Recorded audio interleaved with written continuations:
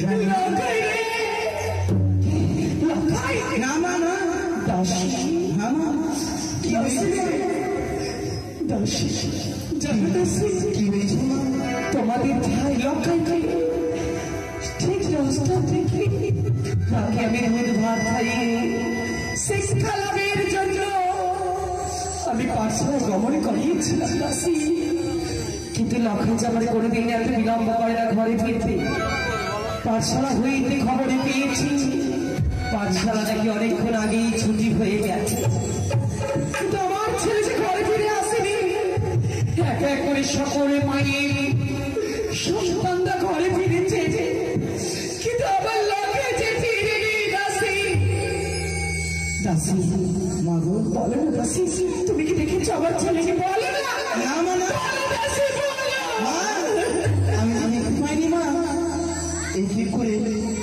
সম্পূর্ণ দরজাখানা খোলা ছিল আমি সুন্দর করে পরিষ্কার করেছি আমি যে দেখতে পাইনি কি বলবো শুধুমাত্র কোঠাখানা বন্ধ রয়েছে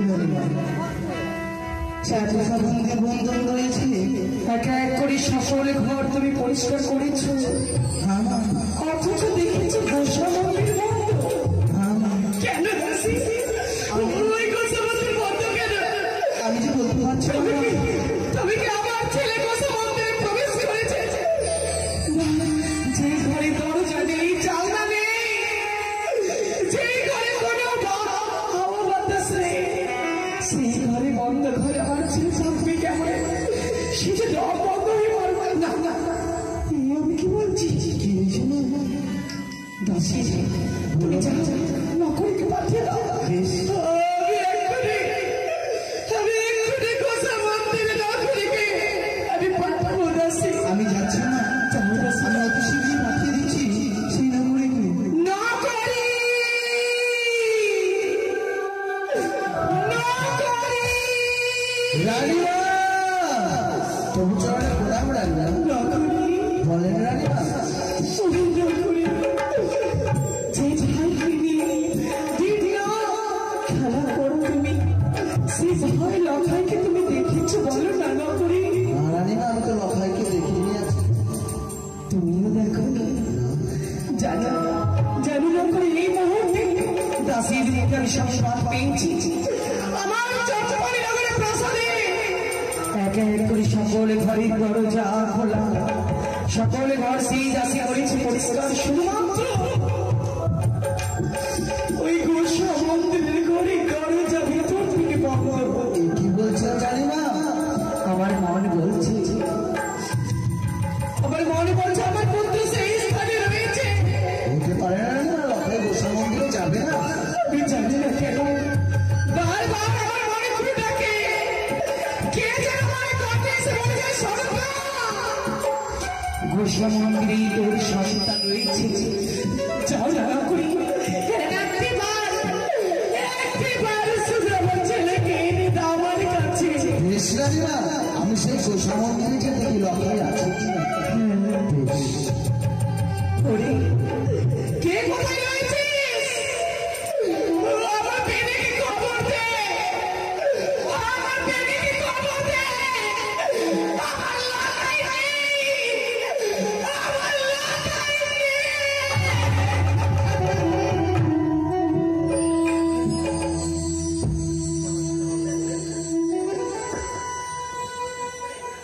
আর পারছি না এবার সমুদ্রে আমি যে আন্তর্জাতিক জন্য শস্য করতে পারছি না আমি বিবাহ পাওয়ার আশায় আমি সবকিছু করতে পারি আপনার সহ্য করতে পারি আমি অনেকটাই হয়তো যতক্ষণ না মায়ের কাছে আসি বিবাহ বেশি যতক্ষণ না এসেছি এই তো সেই গোসা মন্দির থেকে দেখি না কেন লখাই সেই গোসা মন্দিরে আছে কি না লখাই ভাই লখাই আমি ভাই কে তুমি তোমার বন্ধু বন্ধু হ্যাঁ বন্ধু বলতো তুমি কেন এসেছো এখানে তুমি এখানে কি করছো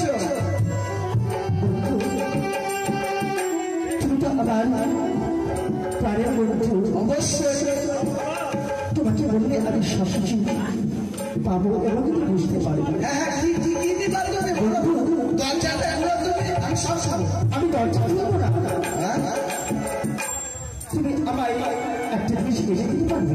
কি জিনিস বলবো? আমি বিয়ে চাই তোমাকে। বলে বিহা করবে চাংরা আমি বিয়ে করবো, তুমি বিয়ে এনে দাও আমায়। আমি বিয়ে চাই। আচ্ছা বিহা কার সাথে করে বলতো? জানি না, এটাও জানি না বিহা করবে। ঠিক আছে বন্ধু বিহানের সাথে দিতে রাখবি তো? অবশ্যই। আরে তোকে বিহা দিচ্ছিল দরজা তো আমি খোলাবো তোকে বিহা দিব। ঠিক আছে দরজায় লাগিয়ে রাখ।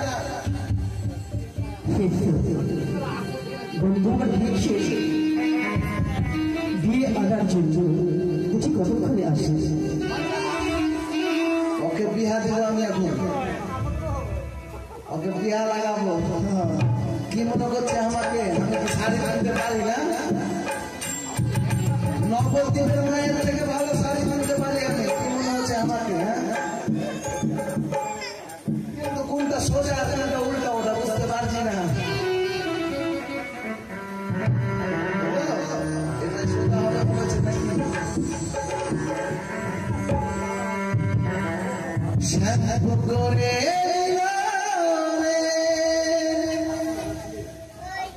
টিকলি লাগাই নিল রে, সুরমা মেখে দিল রে, আলতা পরে দিল রে, সাজে রে ও সজনী, চশমা লাগাই দিল রে, সুরমা লাগাই দিল রে।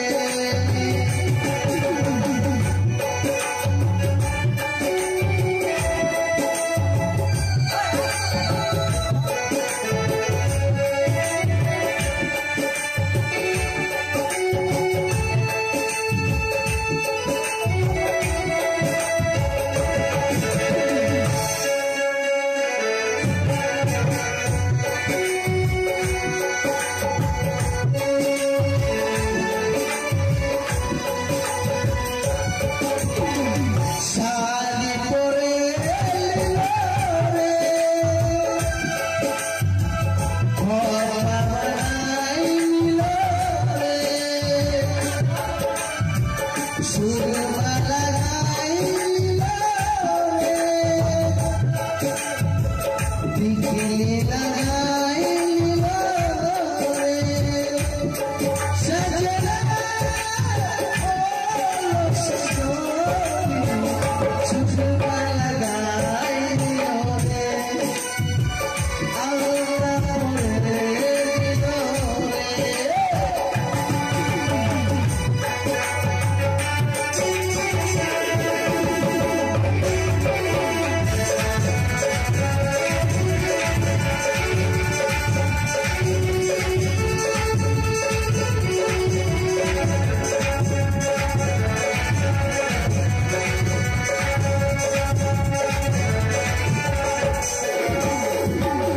টিকলি লাগাই দিল রে,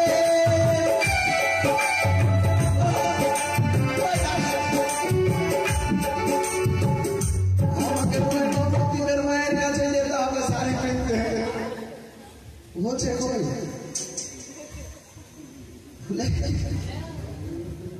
যা হবে হবে, মুখ না দেখতে পেলে হলো।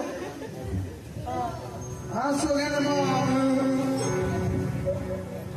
ও তোমরা দেখো গো আসিয়া, ওরে নকরি শাড়ি পরে ঘুমটা দিয়া,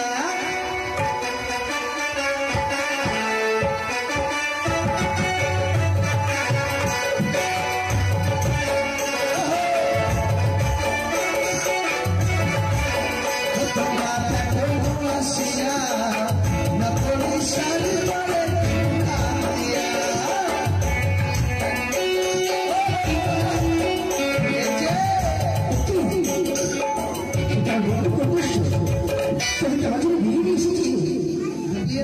শোন বন্ধু, আমি বিয়ে রেখে চলে গেলাম, তুই গেট খুলে বিয়েটা নিলিস। ও তুমি রেখে চলে যাচ্ছ? দরজা খুলছি কেমন? হ্যাঁ বিয়ে রাখলাম। এই যে বিয়ে রাখার আগে তুমি মাথায় ঘুমতে দিয়ে রেখেছো। আমার লজ্জা লাগছে। আমি তোমার মুখ দর্শন করতে চাই। দেখো তুমি মুখটা দেখো। দেখো গায়ে হাত ধরে আমার কুকুতি লাগছে। দেখো আমি যদি তোমার মুখটা না দেখি তাহলে ভাববো কি করে যে তুমি সেই না আমার লজ্জা লাগছে। লজ্জা দেখো এখানে কেউ নেই, শুধু আমি নেইছি। আমার লজ্জা লাগছে। আর আমার সামনে লজ্জা দিলে হবে? দেখাও দেখাও দেখি। না দেখাও না দেখি দেখি দেখি দেখি দেখি দেখি। এটা ঠিক আছে। চলো সুন্দরী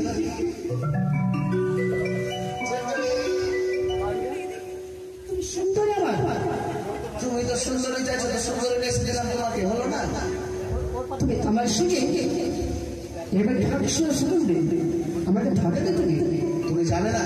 না না তুমি যাবে না তো? বলো তো যাবে না। চলো চলো যখন বিয়ের আইনে দিচ্ছ আমি আবার ঘরে শুনলাম বর্ষা মন্দিরে, আমি বর্ষা মন্দির থেকে বের হবো না। বিয়ে দিয়েছ আমি শেষ সময় বর্ষা মন্দিরে এই ছোট পাঠিয়েছে নবদ্বীপের মা। আমি বুঝতে পারছি এই নবদ্বীপের মাই ওকে পাঠিয়ে দিয়েছে। বিহা করবে তাই না? রানীমার কাছে যাই। রানীমা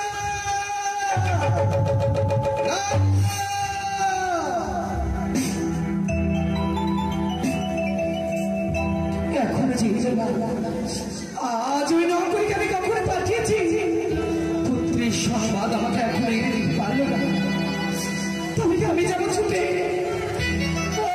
কেউ কি আমার মেয়েকে খবর দিয়েছে? আমার ভালো লাগে না। আমার লখাই এসে লখাই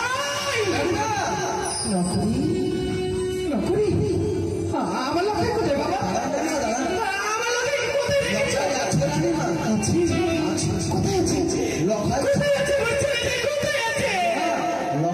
গোসা মন্দিরেই আছে। চলে আসবে। চলে রানীমা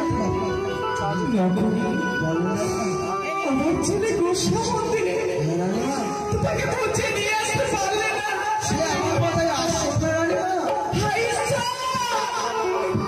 কেন কেন আমার ছেলেকে গোসা মন্দিরে করলে তবে? যে ঘরে দরকার নেই জানলা নেই না, ছেলে ছেলে বলে কেমন রয়েছে। আমি যাবো আমি যাবো না, আমি যাবো।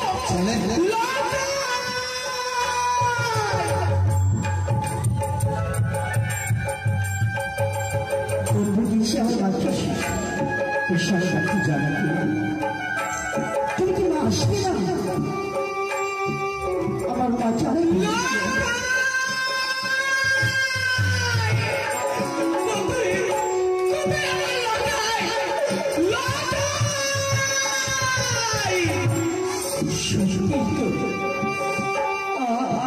দেখি গোসা মন্দিরের দরে যাবো আমি ডাকতাম, এই লখাই লখাই দরজা খুল, এই লখাই।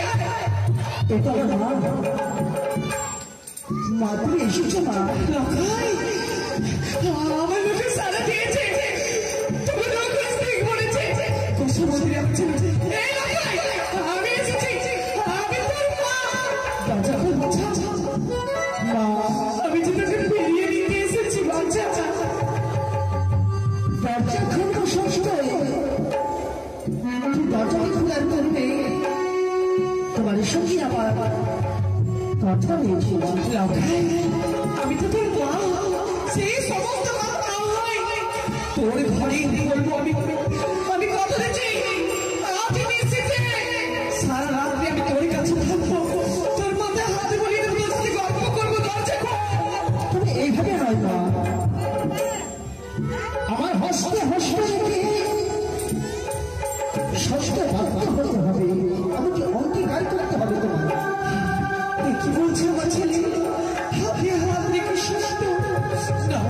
ছেলে আমার প্রাণ, ছেলে যে আমার জীবন, যা চাইবে আমি তাই করবো। লখাই দরজা যদি না খুলিস আমি জানলা দিয়ে হাত বাঁধিয়ে দেবো। জানলা দিয়ে? কেন? তারপরে তোমায় আমি বলবো সত্য করবো। আমি জানলার কাছে যাচ্ছি।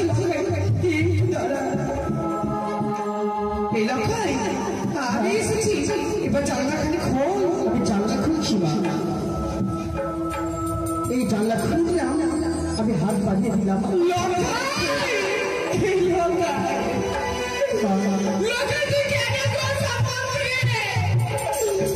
আমি কি তোর কাছে কোনো অপরাধ করেছি বাবা? গোস্বা মন্দিরে কে থাকে জানিস? কে মা?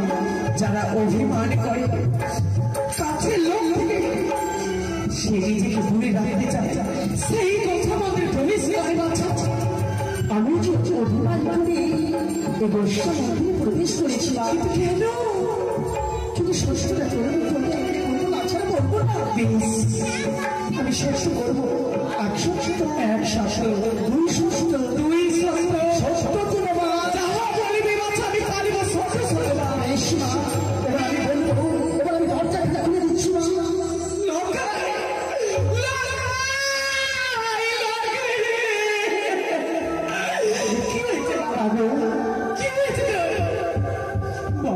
আমার কিছু হয়নি মা, এবার যার চাইবো তুমি আমায় দেবে।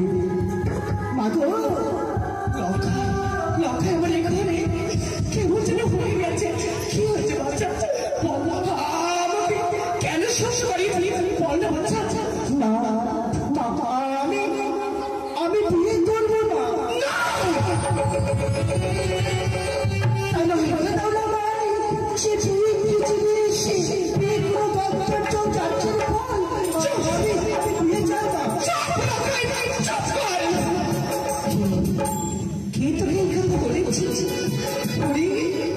তুই যেমন এখনো ছিলিস ছোট ছোট শিশু, এই বয়সে কেউ বিয়ে করে? তুই আমার কাছে জানতে চেয়েছিলি না বিয়ে কি জিনিস?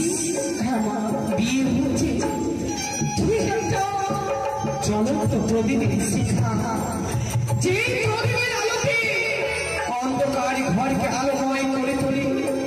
আবার সেই প্রদীপের আলোয় ওই সামান্য প্রদীপের সারা ঘরকে জ্বালিয়ে ছাড়খাড় করে দিতে পারে। এরই নাম বিবাহ। আমি কিচ্ছু জানি না মা, আমি শুধু বিয়ে চাই, আমায় বিয়ে দিয়ে দাও।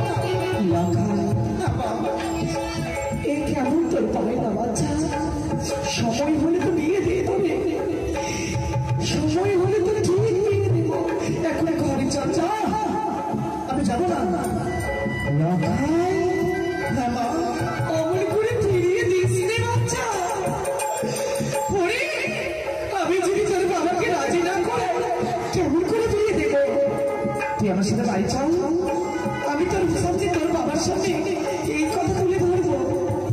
আমি বাড়ি যাবো না মা। তুমি আমার পিতাকে বলবো, আমার পিতাকে বলো আমার কথা, যে আমি বিয়ে করবো।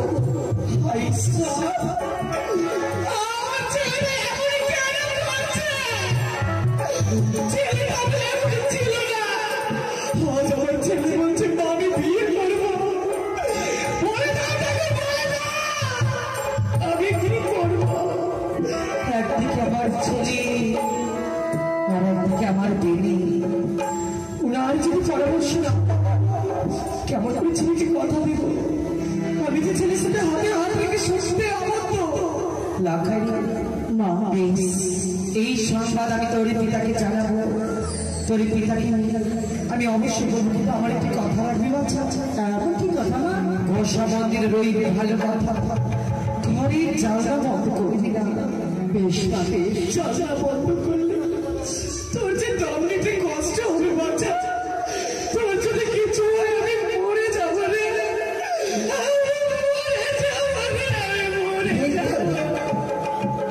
আমি মাকে বলেছি বিয়ের কথা।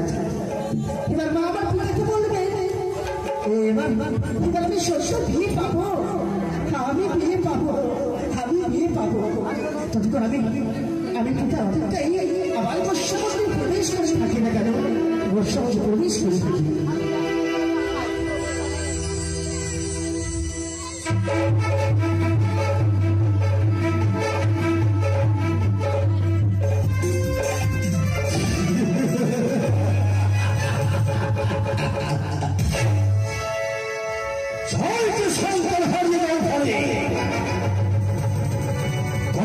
পাপের ফলে পেয়েছে চল্লাভ লক্ষেন্দ্র।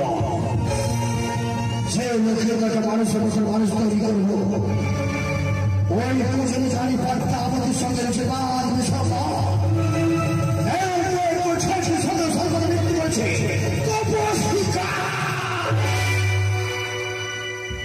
মরিয়া মরিয়া চাঁদ যাই অসহার্থ, তবু তোমার প্রায় চলে বসত। যে হস্ত পর্যন্ত ষোলো পারে সে হস্তে পর্যন্ত ব্যাং ফাঁকা করে। আমার সব সর্বনাশ করেছে। ওই পথটা আমাকে সর্বদা যদি পায় ওই জল দিয়ে চর্চা করানো অবস্থা খারাপ। জয় শিব শম্ভ, জয় শিব শম্ভ। মহাদেব মা চন্দ্রী, আজ তোমার চরণে পুষ্প জল দেওয়ার পরে আমার মহাদেবকে আমি জিজ্ঞাসা করবো যে আমার সন্তান কেমন লেখাপড়া করছে, কেমন রয়েছে। তাই তোমার চরণ খারাপ পুষ্প দিয়ে রঙে দেব। জয় শিব শম্ভ, জয় শিব শম্ভ।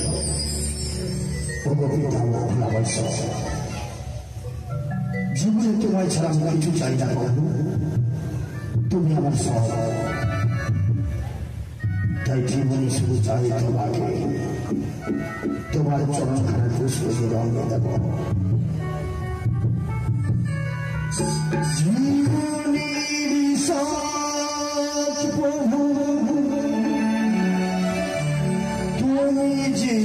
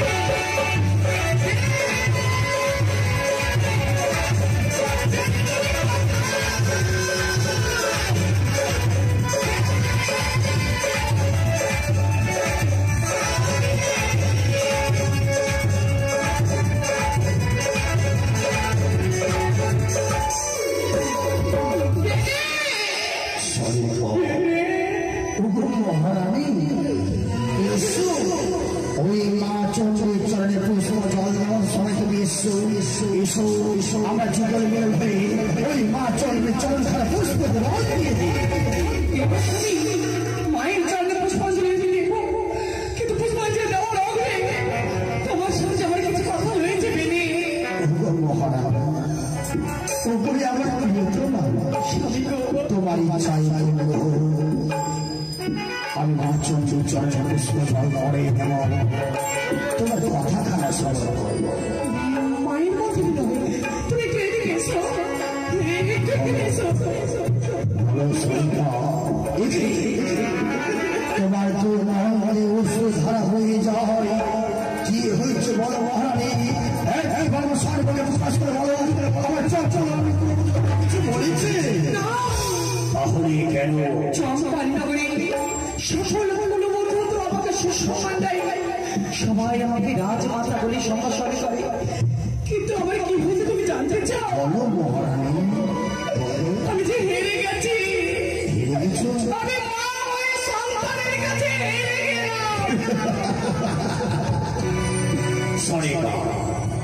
হাসালে মরে মা হয়ে সন্তানের কাছে হেরে গেছো বলে তুমি নয়নের বাড়ি শোনাচ্ছ, তাই না? আমি তুমি হয়তো জানো প্রত্যেক মা জননী নিজের সন্তানের কাছে সবসময় হেরে থাকে সরেকা। কি হয়েছে আমার মাথায়? এই হাত তো সেই হার নয়, সর্বনাশ হয়ে গেছে। আমার লাখাইকে বাঁচাও। কি হয়েছে মাথায়? বলো সরকার, কি হয়েছে আমার মাথায়? তুমি তোমার মন সর্বকে প্রকাশ করেছিল। লাখাই তোমার চরণে প্রণাম জানি, ও পাথরে গমন করেছিল মনে আছে তোমার? পাঁচতলা থেকে ফিরতে দেরি হয় বলে সারা চম্পারি নগর আমি দণ্ডগণ করে খুঁজেছিলাম, নগরী এসে সংবাদ দিয়ে গেল ছেলে আমার গোসা মন্দিরে। শুধু তাই নয়, সেই কথা শুনে আমি ছুটে গিয়েছিলাম লখাইয়ের কাছে।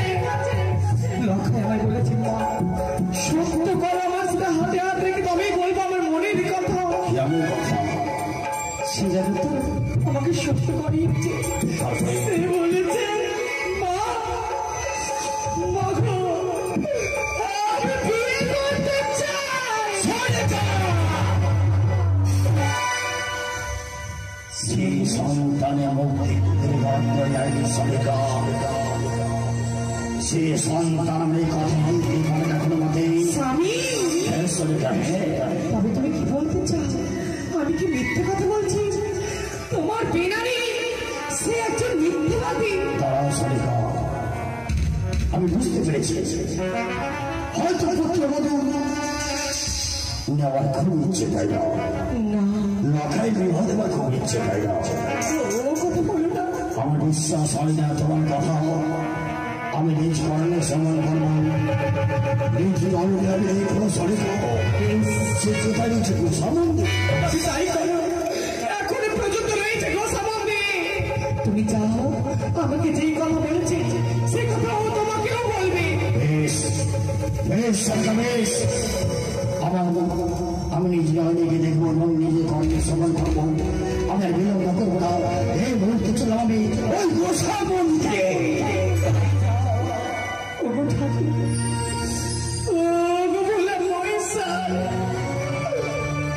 তোমার অর্ধেক পুজোয় আমি বিঘ্ন ঘটিয়েছি, অপরাধ নিও না প্রভু।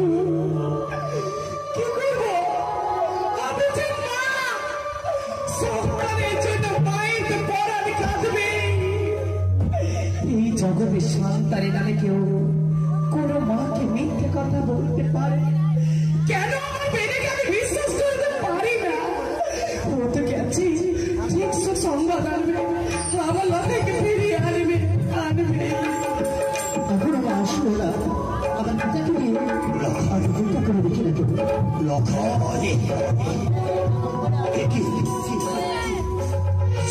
সমুদ্রের দরজাখানা বন্ধ। বাবা লখাই, লখাই,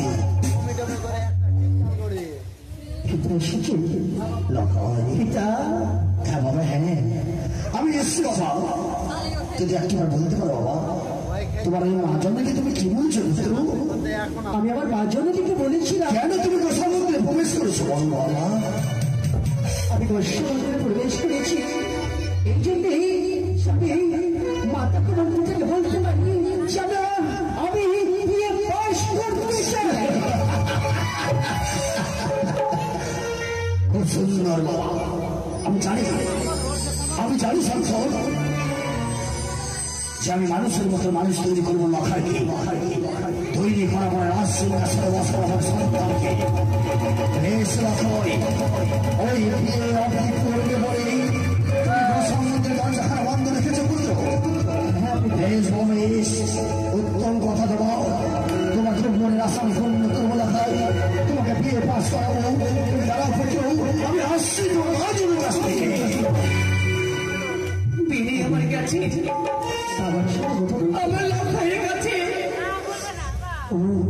ও যে আমাকে মিথ্যেবাদী ভেবেছে। আজ লখাই তার থেকে সব সত্যি কথা বলবে আমার দিদিকে বিশ্বাস। এই তো এসেছে স্বামী।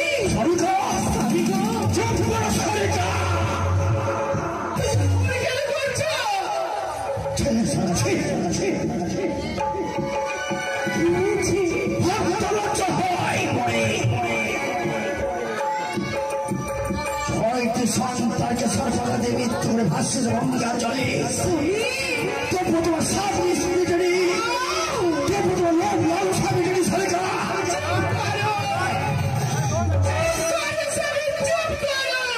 এতই বড় তোমার ওই সন্তানের বিবাহ তোমার লোক লালসা।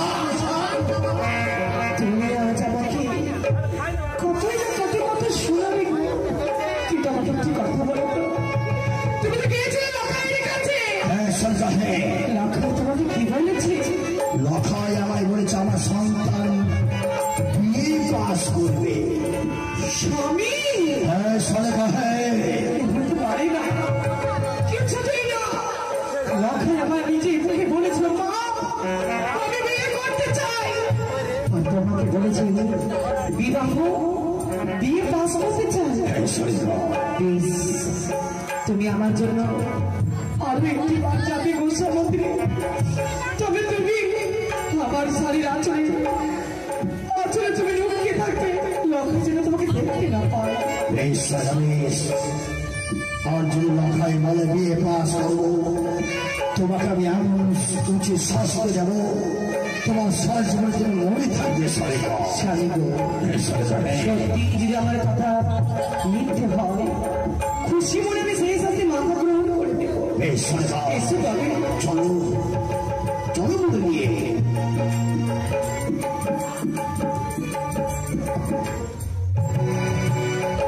তুমি এখানে দাঁড়িয়ে দেখো। বেশ লখাই রে, মা আমি এসেছি বাচ্চা, দরজাটা এবার খুলতে বাচ্চা না। মা লখাই তুই যেন কি বলতে বলেছিলি, দরজা খোল না। দরজা খুলে গেল? বেশ দরজা খুলে দিলাম। লখাই তুই যেন তোর বাবাকে কি বলতে বলেছিলি আমি ভুলে গেছি। আর একটা বলতো বাবা, আমি জানতাম তুই সব ভুলে যাবে। সত্যি ভুলে গেছি, বলেছিলাম না মা যে আমি বিয়ে করবো।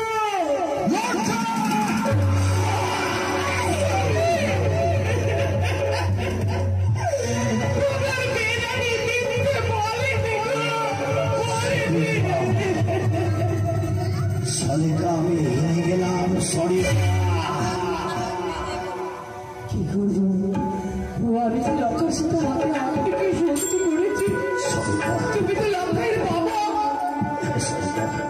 লক্ষাইয়ের ভালো মতো আমার থেকে তুমি বেশি বুঝবে।